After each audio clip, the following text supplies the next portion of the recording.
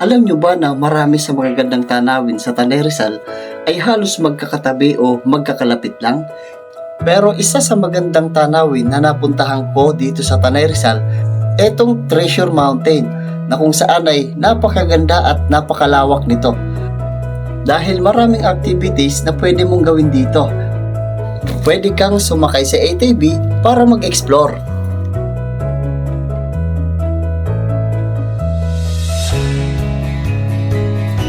Meron din silang spider web. Pwede ka rin tumulay o maglakad sa lubid. Meron din pala sila ditong giant seesaw na pwede kang sumakay kasamang jowa mo. Kasi kailangan dito may partner o may kasama para masaya tulad nila. Pero kung ikaw ay nag-iisa, dito ka na lang sa malahiganting duyan nila. At least dito may magtutulak sa'yo palayo sa kanya. Para malimutan mo ang sakit na ginawa niya.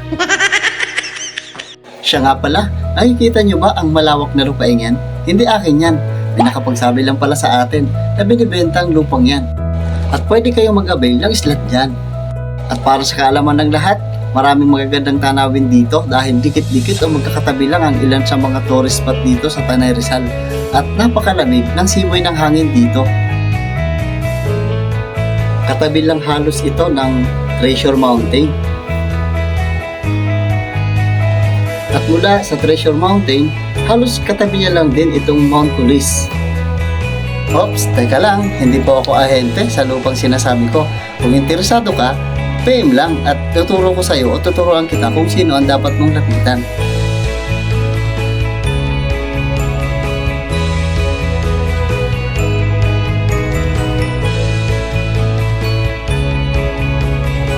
At mula sa Treasure Mountain ay halos katapat niya lang din ang Rainbow 89.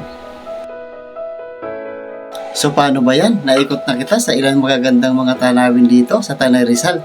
At pwede ka rin mag-enjoy dito lang sa Treasure Mountain dahil sa napakalawak nga nito. At gusto mo mag-overnight, pwede ka rin mag-camping dito. Salamat nga pala sa panonood ng video ito. Baka naman pwede magpapalo sa page si Boss M Adventure. Maraming salamat!